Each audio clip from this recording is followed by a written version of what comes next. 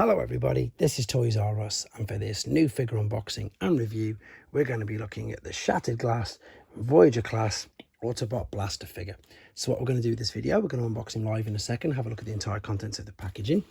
We're then going to do some comparisons with him and the original owner of his mold. We can then do some comparisons with him and the original Shattered Glass Blaster figure, which just about fits in there as well. We can then, of course, bring some more of the more recent Shattered Glass figures that have been released and see how he displays with these.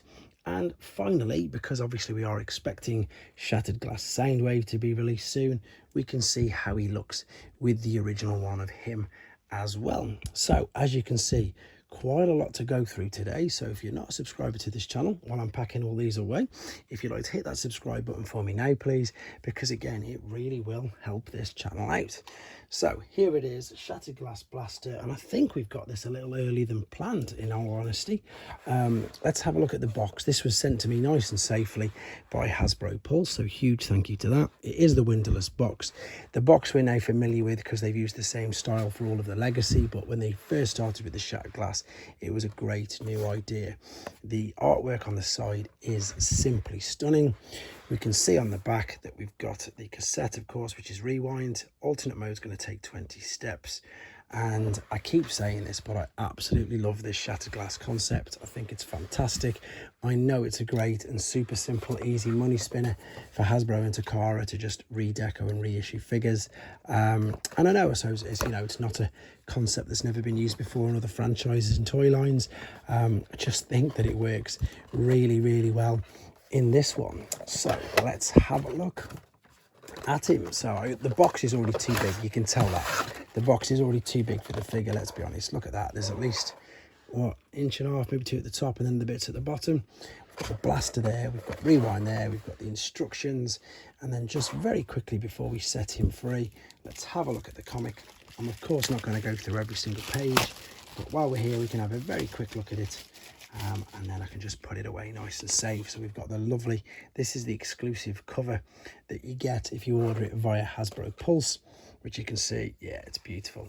It's really nice, and you've got the full story in there. Great stuff. Okay, what I need to do now then is set him free from here and come straight back to you.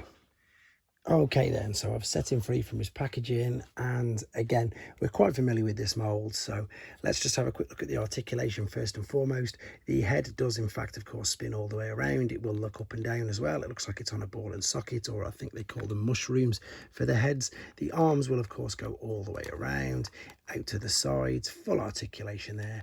Bicep flexion, wrist, nope, no wrist swivel because of the transformation process. There is a waist swivel, there's hips out to the sides, legs up to the front, etc. Knee bend, ankle tilt and rock. Just again, as you'd expect, everything with a new figure. So let's have a look at the color scheme, because again, this is the thing that I think makes it look amazing. I love the idea of a purple Autobot logo. The translucent plastic in there is perfect.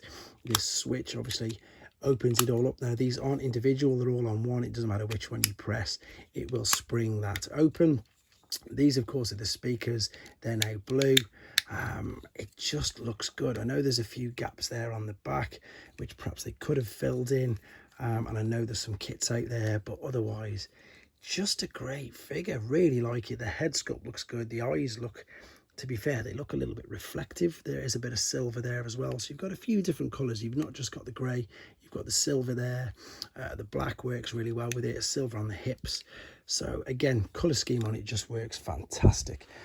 With regards to rewind, let's have a look at him. Now we've got to be nice and careful because obviously, again, he's translucent plastic. So let's carefully turn and fold these bits out. And again, I love it. I think if they can get it to work and the translucent plastic stays okay, it's just a great thing making the figures with translucent plastic. I really like them. Like some of the older Ehobby exclusives, funnily enough, which again, this is based on. I know the story was already released, but this is of course based on the Ehobby figures. And as you can see, he looks really good as well. He's got articulation in his biceps, in his shoulders, in his knees, in his hips, quite a few places to be honest, and again he looks good. So what we're going to do now, we're going to have a look at him in his alternate mode, and then we're going to do some comparisons a bit later on as well. Okay, here he is in his alternate mode, and quick apologies for no transformation process in this video.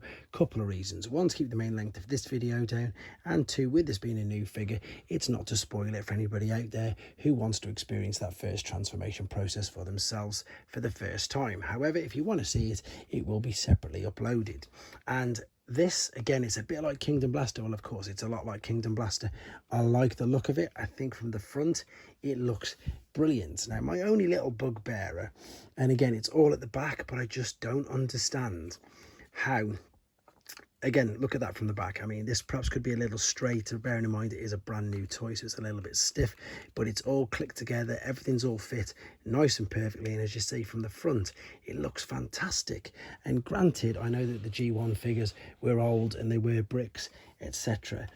Compared, of course, this is just the standard blaster. But what I'm trying to say is, and I think this even predates Transformers. These are like Microman, Micro Change figures. But even though these were bricks, they could still manage to have a completely flat back and cover everything up. Whereas with these, there's huge gaps and things everywhere. And what they want us to do is get this accessory and store it via that little tab and cut out there and pop it behind. Yes, it's a great way to store the gun when he's in this alternate mode.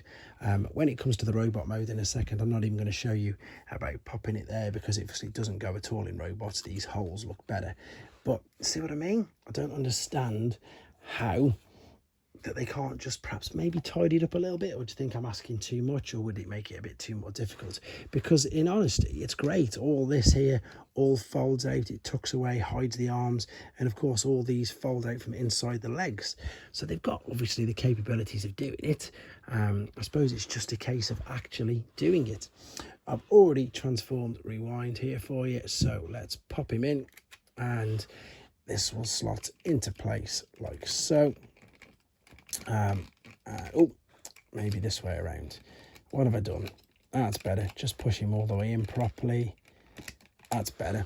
And in he fits exactly like that.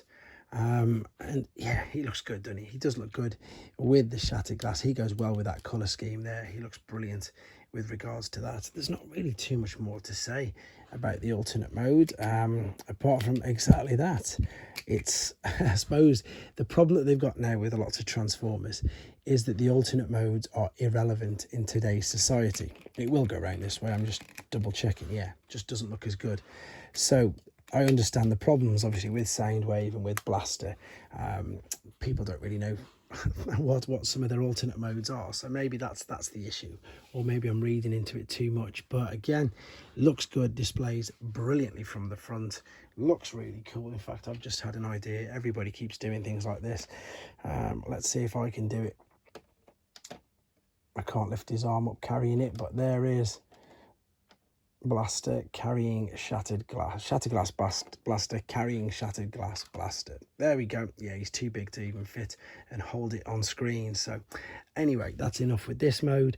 Let's come back and have a look at him and his accessories and do some more comparisons. Okay, we're back with him in his robot mode for the final time, and we're going to see how he looks with his accessories, do some more comparisons. But the main reason for this is because this is the mode that I'm going to be choosing to display him in. So let's take his Blaster accessory first and foremost. And if you wanted to, although I don't know why you would, and you didn't want it in his hand, you can in fact store it in any one of these abundance of 5mm ports at the back if you wanted to. But of course, there's no point really. You might as well just pop it in his hands, and of course you can then pose him accordingly.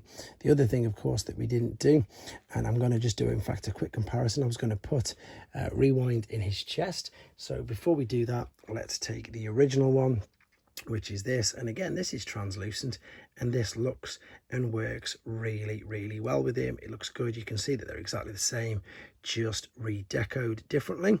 So that's the original one, and this is the, funnily enough, this is the original shattered glass Rewind from Ehobby. I think it was quite a few years back now, maybe 2013. I may have got that wrong. Apologies if I did. Funnily enough, if you want to see the Ehobby review of these figures, that is also on this channel. Just type Ehobby Shattered Glass into the playlist, into the search bar, and you will find it.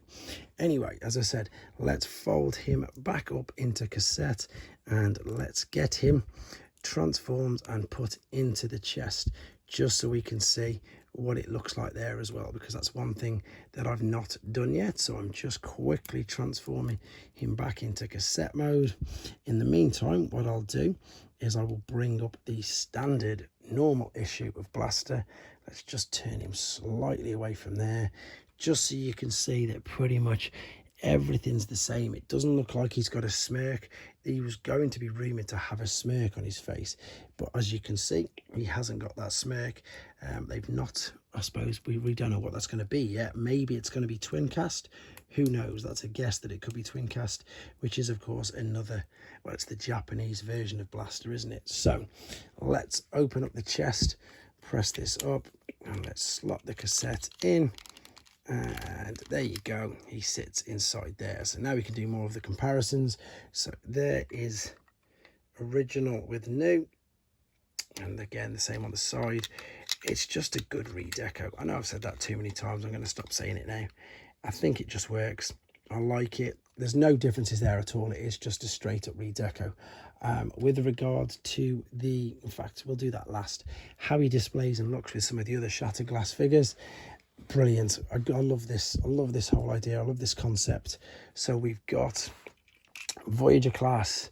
Ratchet is a deluxe, but he's a big deluxe class figure, as you can see.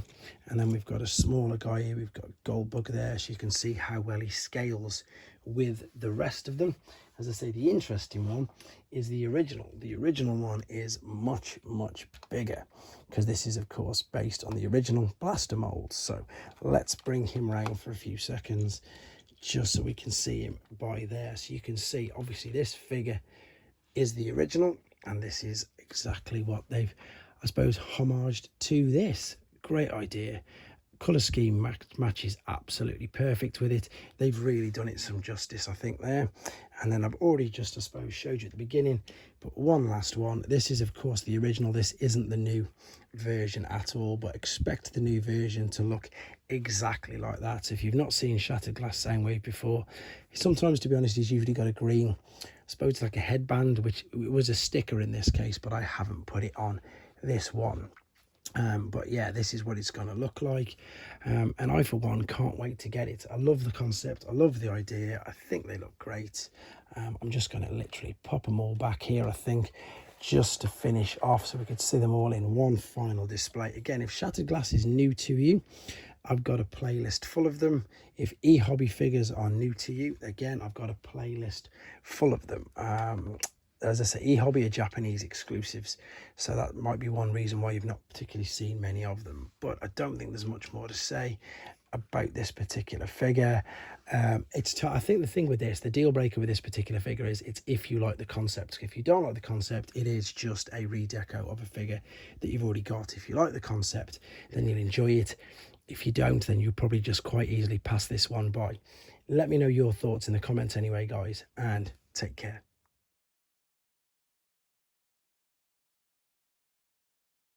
Thanks for watching. Like and comment, and don't forget to subscribe.